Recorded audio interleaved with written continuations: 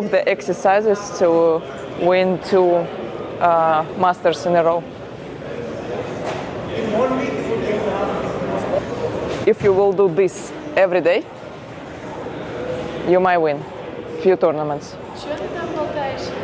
I said, this is the exercise which you... Rotation training for Mirra Andreeva starts with the mechanical chain.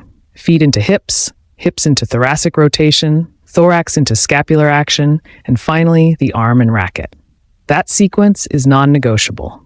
When she plants and turns, the glutes and external rotators create a stable platform, while the obliques and transverse abdominis generate torsional stiffness. The thoracic spine must be mobile enough to allow rapid uncoiling, but stable enough to control racket face orientation. The arm's job is finishing and fine-tuning, not producing the power alone. When the central axis stores and releases torque effectively, the distal segments operate in a predictable window, which is where precision and durability come from. The practical payoff for her aggressive baseline game is immediate. Flat shots need a short, efficient swing path and a high proportion of linear racket head speed at contact.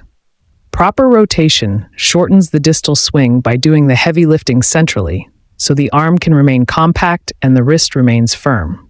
That compactness reduces the arc and keeps trajectories low, which is essential when you want the ball to skip through the court rather than loop. For a player who redirects pace often, precise torso control lets her absorb incoming energy and reapply it with a minimal backswing. The racket meets the ball earlier, on a flatter plane, with the stored rotational energy converting into penetration rather than into wasted limb movement. Her two-handed backhand benefits from rotational mastery in a very specific way. The bottom hand becomes the driver of hip-to-torso momentum, while the top hand stabilizes the face and controls the finish. A trained core times the release of torque, so both hands act together during the acceleration phase, allowing Andreeva to take the ball early and still square the face cleanly. When the torso is coordinated, the kinetic chain produces a high-velocity, low-variance backhand. That is why the shot can be both a weapon and a reliable rally stroke. The body's rotation reduces dependency on raw arm strength and keeps the shoulder and wrist from compensating under heavy loads. Match resilience flows from efficiency. Players who depend on distal muscle power pay the metabolic penalty in long rallies and tiebreaks.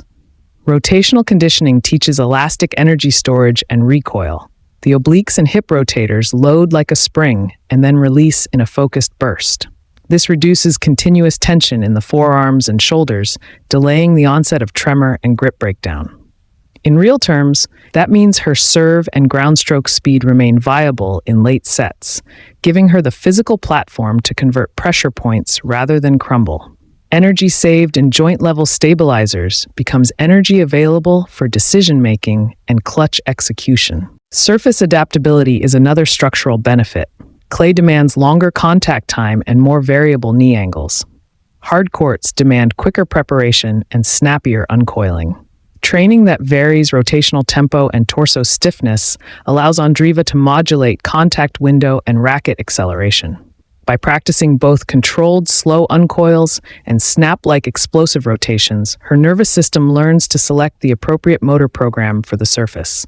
The same rotational template supports flat driving on hard courts and nuanced spin management on clay, because the body's sequence remains constant while only timing and stiffness change.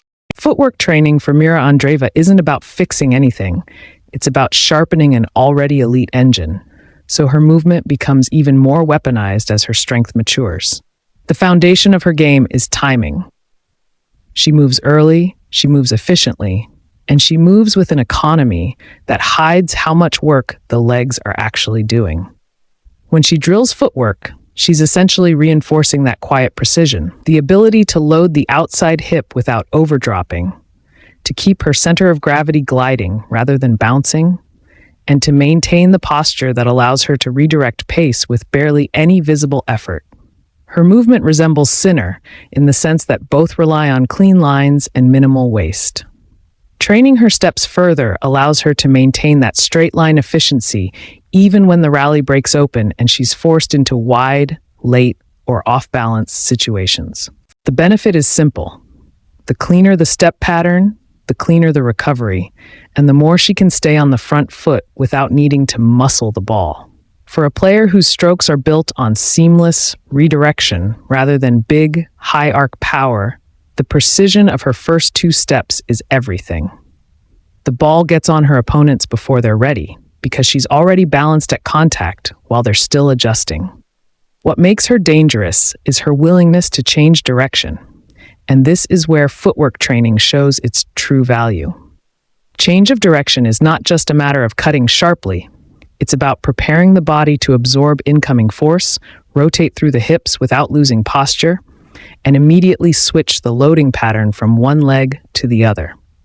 Mirra trains that ability to decelerate and reaccelerate without collapsing the knee line or losing height in her torso.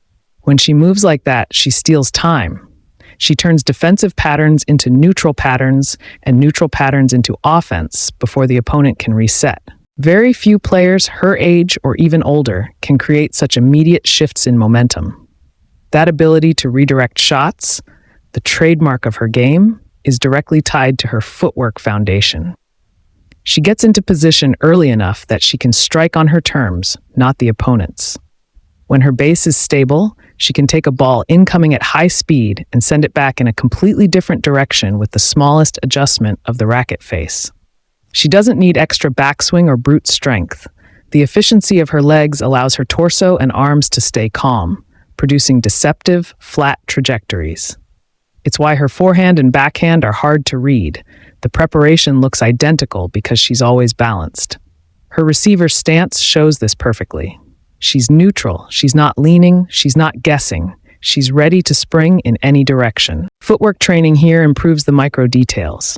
The reactivity in her first step, the ability to stay low without sinking, the capacity to push forward or diagonally without telegraphing. It's what allows her to start rallies on even terms and often take control within the first 2 shots. Because she redirects so cleanly, she doesn't need to force big swings. She can break rhythm simply by stepping in a fraction earlier or shifting her weight a fraction later.